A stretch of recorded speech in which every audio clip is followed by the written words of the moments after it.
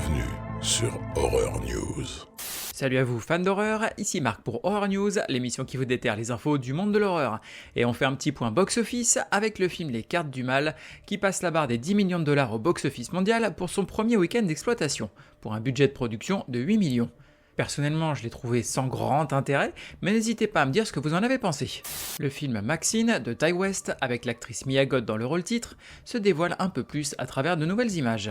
On y voit notamment notre héroïne dans les studios de tournage, ainsi qu'un Kevin Bacon couvert de sang. Sortie prévue le 28 août au cinéma. Une bande-annonce pour le jeu vidéo intitulé Serum. Plongez dans une aventure de survie passionnante où un liquide inconnu prend le contrôle de votre vie. Récupérez du sérum pour rester en vie, affrontez des créatures et découvrez des indices relatifs aux événements passés. Sortie prévue le 23 mai sur PC en Early Access. La réalisatrice du film Revenge, Coralie Farja, revient avec un film intitulé The Substance. Il s'agira d'un film de body horror dans lequel les personnages vont avoir la possibilité de générer une meilleure version d'eux-mêmes, à la seule condition de garder un équilibre de 7 jours pour l'un et 7 jours pour l'autre. Le casting compte notamment les acteurs Demi Moore, notamment vu dans Ghost, Margaret Qualley, notamment vu dans Pauvre créature, et Dennis Quaid, notamment vu dans Légion. Le réalisateur du film The Loved Ones, Sean Byrne, revient avec un film mixant serial killer et requin, intitulé Dangerous Animals. On y suivra une jeune surfeuse enlevée par un tueur en série utilisant des requins pour commettre ses meurtres, et qui va devoir trouver comment s'échapper avant de finir dévoré. L'acteur Nicolas Cage devrait revenir dans un film d'horreur intitulé The Carpenter's Son, ou Le Fils du Charpentier en français. On y suivra l'enfance de Jésus qui, alors qu'il découvre son pouvoir, va être la cible avec sa famille d'horreurs aussi bien naturelles que divines. Une bande-annonce pour le film intitulé The Hangman. On y suivra un père et son fils partis pour un séjour de camping quand le fils va être enlevé par une entité démoniaque appelée The Hangman. Son père va alors devoir affronter le démon ainsi que le culte l'ayant invoqué afin de le récupérer. Sortie prévue le 4 juin en VOD. Un premier teaser pour la saison 2 de la série mercredi sur Netflix. On y découvre les noms de l'intégralité du casting, avec entre autres Steve Buscemi, notamment vu dans Les Ailes de l'Enfer, et surtout un guest star de luxe en la personne de Christopher Lloyd, qui incarnait l'oncle fétide dans les 2 premiers films de la famille Addams. Cette seconde saison se voudrait plus sombre et moins centrée sur les histoires de cœur de notre héroïne, d'après son interprète Jenna Ortega. La franchise de films de requins 47 Meters Down revient avec un nouveau film intitulé 47 Meters Down The Wreck, réalisé par Patrick Lussier, notamment connu pour My Bloody Valentine 3D. On y suivrait un père et sa fille partis en expédition sous-marine dans une épave jusqu'à ce que leur moniteur ait un accident et qu'ils se retrouvent perdus dans l'épave avec plusieurs requins blancs les attendant à l'extérieur. La série Crystal Lake, développée par A24, qui se voulait un préquel à la saga Vendredi 13, serait en difficulté. Les studios A24 auraient en effet mis le projet en pause pour le moment, alors que le tournage devait avoir lieu cette année et le showrunner attaché au projet, Brian Fuller, notamment connu pour Hannibal, sortirait du cadre pour différences créatives avec A24 et la plateforme Peacock. Croisons les doigts pour que ce projet voie finalement le jour, car, pour rappel, on n'a plus vu d'aventure de Jason Voorhees et de son camp d'été préféré depuis 2009.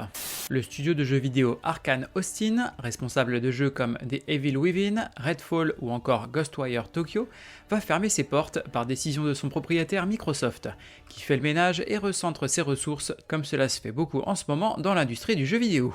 Une bande-annonce pour le film intitulé Handling the Undead, adapté de l'œuvre de Josh Ashvid Lindqvist, auteur du roman Morse ou Let the Right One In pour sa version US. On y suivra un été caniculaire à Oslo, durant lequel les morts vont commencer à se relever et 3 familles vont devoir gérer le retour d'un proche décédé. Une femme âgée va retrouver l'amour de sa vie qu'elle a enterré le jour même, une mère de famille retrouve sa famille après sa mort dans un accident de voiture, et un grand-père va déterrer son petit-fils afin de sortir sa fille de sa dépression. Ce drame aux éléments horrifiques promet une histoire puissante sur la mort et le deuil. Une bande-annonce pour le jeu vidéo intitulé Horror Tales The Begar. Dans ce jeu à la première personne, contrôlez l'espace-temps pour combattre un monstre maléfique dans ce voyage mêlant terreur et science-fiction qui se déroule dans un monde brisé. Déjouez la physique, le ciel et la terre elle-même dans des combats de boss captivants. Sortie prévue le 17 juin sur PC, PlayStation et Xbox. Une nouvelle bande-annonce pour le nouveau film de la saga Sans un bruit, intitulé Sans un bruit, jour 1. On y suivra une jeune femme en visite à New York, le jour où les créatures arrivent. Alors que la situation s'aggrave rapidement, elle va rencontrer un homme avec lequel elle va décider de faire équipe afin de survivre à cet enfer. sortie prévue le 26 juin au cinéma. Le film The Breed de 2006 et produit par Wes Craven devrait avoir droit à un remake. On y suivait un groupe de jeunes débarquant sur une île déserte avant d'être attaqués par des chiens ayant été génétiquement modifiés et possédant une intelligence et un appétit hors du commun. Le documentaire Aliens Expanded, par l'équipe derrière In Search of Darkness et revenant sur le film Aliens, ajoute l'actrice Sigourney Weaver à ses intervenants, en plus de James Cameron et de nombreux membres du cast et de l'équipe. Le documentaire devrait durer 4 heures et contenir de nombreuses images et anecdotes inédites. Le jeu vidéo Poppy Playtime devrait avoir droit à son adaptation filmique par les studios Legendary, et ce, très rapidement. Le jeu original nous proposait de tenter de survivre dans une usine de jouets abandonnée hantée par des créatures terrifiantes comme l'iconique Oogie Woogie. Le réalisateur du film Speak No Evil, Christian Tafdrup, devrait revenir avec le film intitulé Let the Evil Go West, avec les acteurs Sebastian Stan, notamment vu dans Fresh, et Lily James, notamment vu dans Orgueil et Préjugés et Zombies. On y suivrait un employé de chemin de fer trouvant une fortune de façon assez étrange. Alors que d'horribles visions et d'étranges manifestations commencent à le rendre fou, sa femme commence à penser qu'une entité maléfique s'est attachée à leur famille. Ça fout les miquettes, hein. Côté cinéma, on va avoir When Evil Lurks.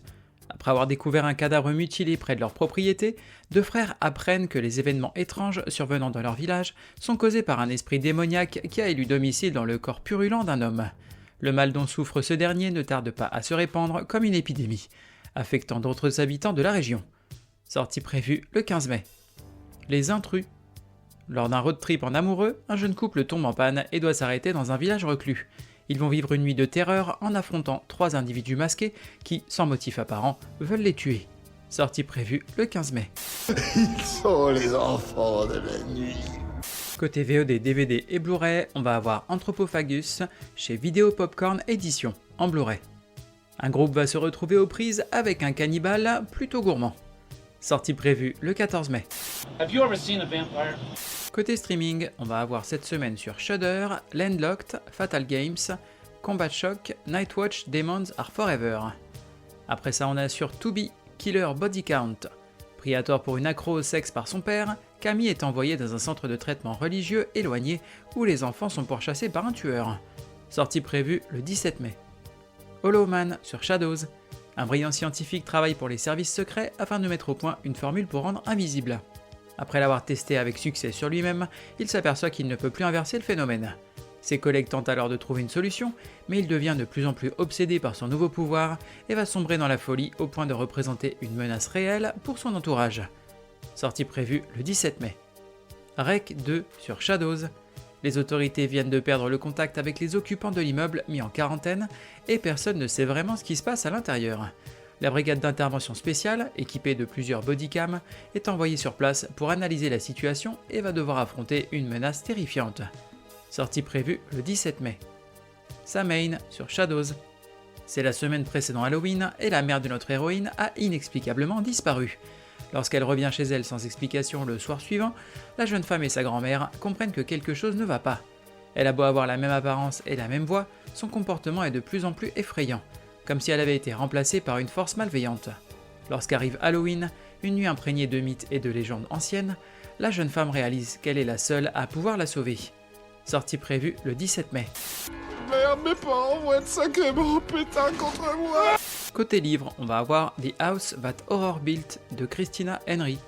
Une mère célibataire travaillant dans le manoir gothique d'un célèbre réalisateur d'horreur solitaire va découvrir de terrifiants secrets.